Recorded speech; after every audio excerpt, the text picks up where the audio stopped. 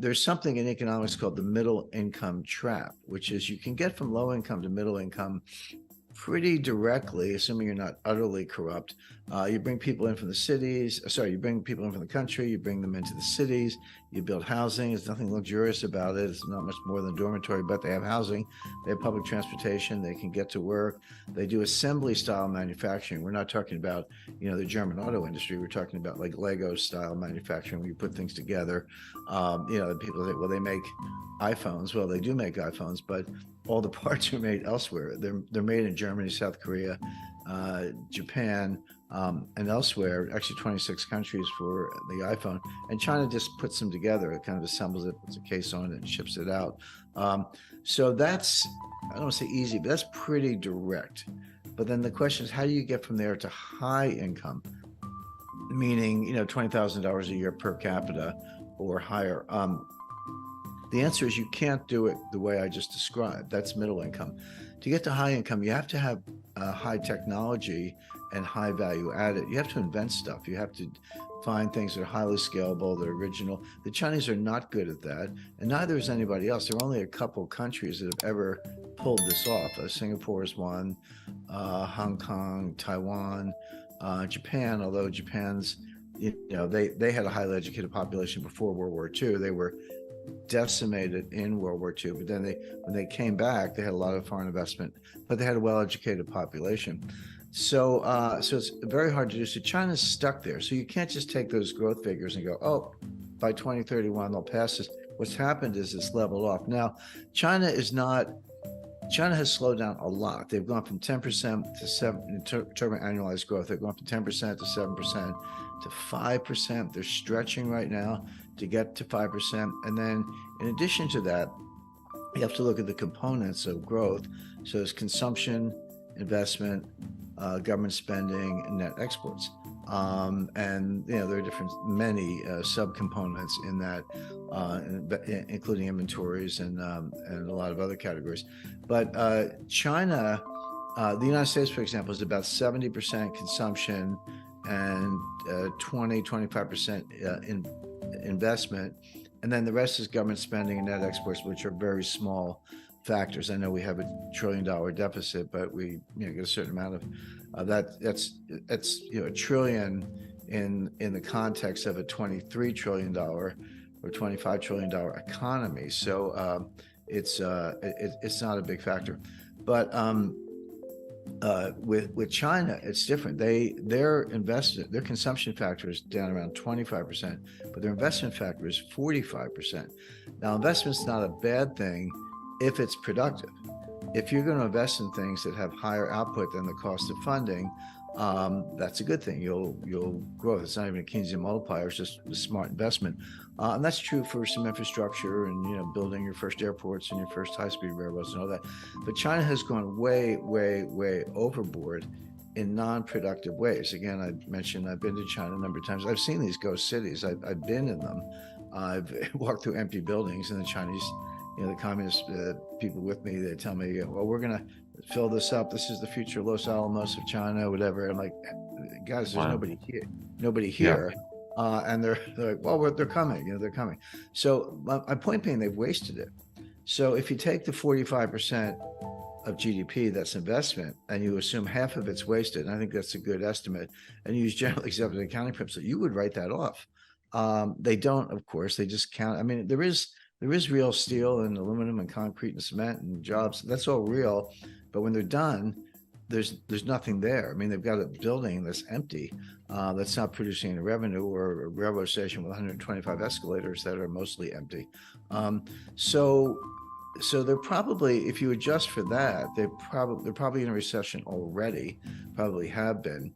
But now the numbers, even without making that adjustment, the numbers are coming down very fast. So whether China is technically in a recession or not is almost irrelevant. What is relevant is the fact that their economy is slowing significantly. A lot of the growth you see is wasted growth, so it's not going to pay off. They're doing all these stimulus plans, and Wall Street keeps saying that Chinese are doing stimulus, buy Chinese stocks. I mean, Wall Street just wants to sell you stocks, but stimulus doesn't work. You can call it stimulus, but it doesn't actually work because you're wasting the money. So China is either near a recession, But whether it's technically in a recession or not doesn't matter because it's slowed down so much. It's not going to contribute to world growth, and the Chinese will barely be able to, kind of take care of themselves, let alone dominate the world. Which puts Xi in a box because the Chinese have a concept called the mandate of heaven, very intangible, very kind of spiritual, whatever. But in effect, do the people believe in the leadership? That's the mandate of heaven. If you lose it, you're done. And Xi, a lot of senior people are disappearing. They're either being killed or imprisoned or demoted, if they're lucky, or put in jail, whatever. So those are signs of a guy who's not very secure. So I don't, as much as Xi rings around Biden at the summit, I don't put a lot of stock in China. I think they're slowing down a lot. And they're going to take the world with it. What do you think? One last question on China. What do you think their next move is? They don't have any moves because they're an export powerhouse. But the smart U.S. companies, and there are a lot of them, they're moving to India. Apple's moving to India.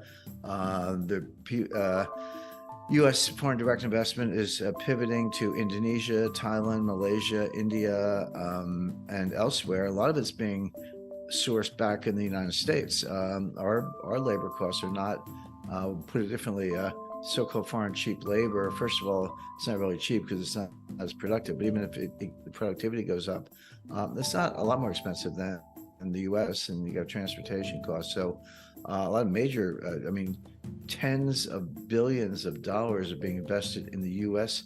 semiconductor industry in places like Arizona, Oregon, Texas, elsewhere. That money's not going to China, whereas it might have in a different time. So, and if China relies on exporting to the rest of the world, what happens when the rest of the world slows down and they don't buy their exports? And then China they never brought up their consumption game. They wasted the investment game.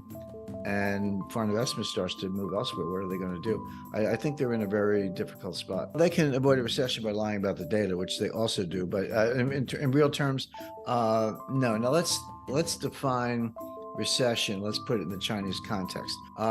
China had been growing at double digits, 10% or more, sometimes 15% per year, compounded for 15 years, going all the way back to 1990. 1994 was really the takeoff point. Deng Xiaoping did some major reforms beginning as early as 1979.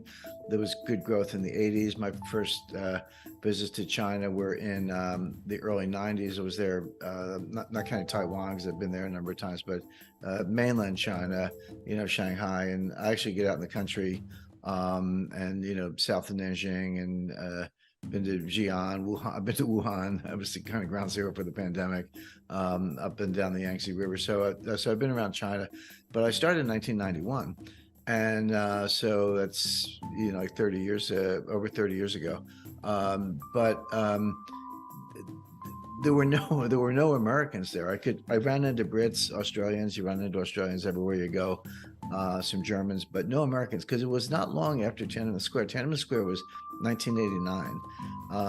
The U.S.-China relations went into a deep freeze. Again, I didn't meet an American while I was there. They just weren't around. But it was really 1994 when things took off. And through 2008, China just grew enormously from a very low base. So you get that kind of, double-digit compounding. Yeah, that's an enormous growth, but from a low base.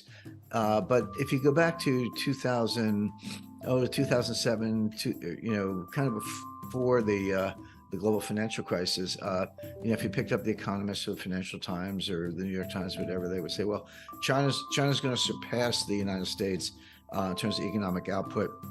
And they were even giving dates, which is a simple extrapolation from the data. They were saying 2031, 2032, whatever it was, the U.S. is growing like this, China's growing like this, and China's going to surpass. And I